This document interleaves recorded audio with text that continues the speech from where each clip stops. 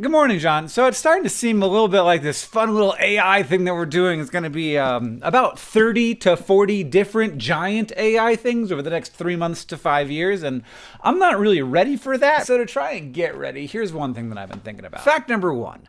Mongooses are native to India, and they're weaselly little carnivores that chew up anything that's like small enough for them to get their teeth into. Fact number two. When Europeans arrived and then began to colonize Hawaii, they brought with them rats. And those rats were a problem for a bunch of reasons, but specific to this story, they were a problem for the European colonizers' sugar plantations. And so somebody got the bright idea into their heads to bring mongooses to Hawaii so that they would eat the rats, because mongooses eat rats. And the mongooses did not do a particularly good job of controlling the rat population, but they did a great job of eating a lot of native species that had never seen a mammalian carnivore before. An introduced species that is able to take root and change the ecology of an area, that's an invasive species. And if you introduce another species to try and control that invasive species, that's called biological control. And there are tons of stories of biological control going very wrong. Fact number three. Meta's large language model artificial intelligence thing called Llama was leaked, which means that there is almost definitely a teenager somewhere in Orlando, Florida,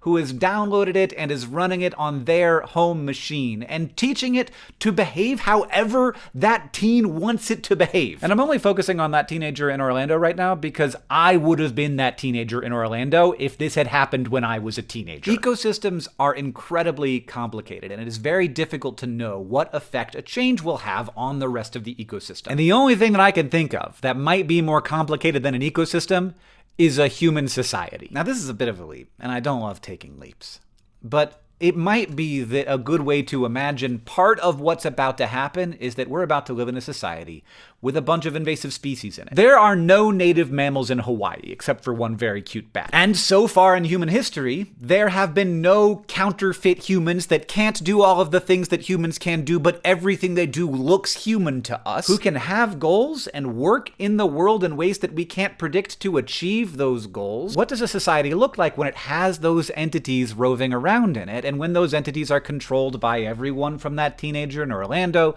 to Vladimir Putin? I don't know.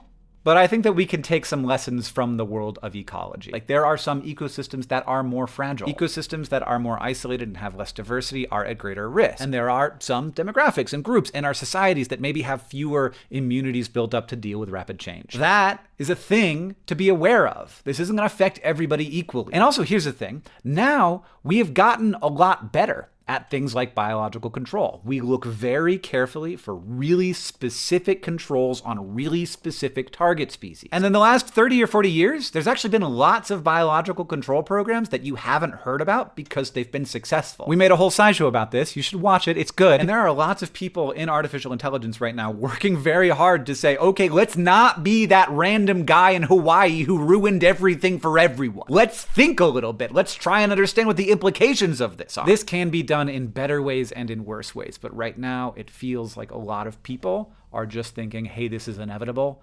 It might as well be me. So fact number four, in ecology and everything else, the only thing we definitely know is that things are going to change. But those changes don't come linearly. There are periods where there is less change and periods of rapid change. And it's starting to feel kind of obvious that both for society and ecology, the next couple of decades are going to be kind of the fast times. So if nothing else, get ready for that.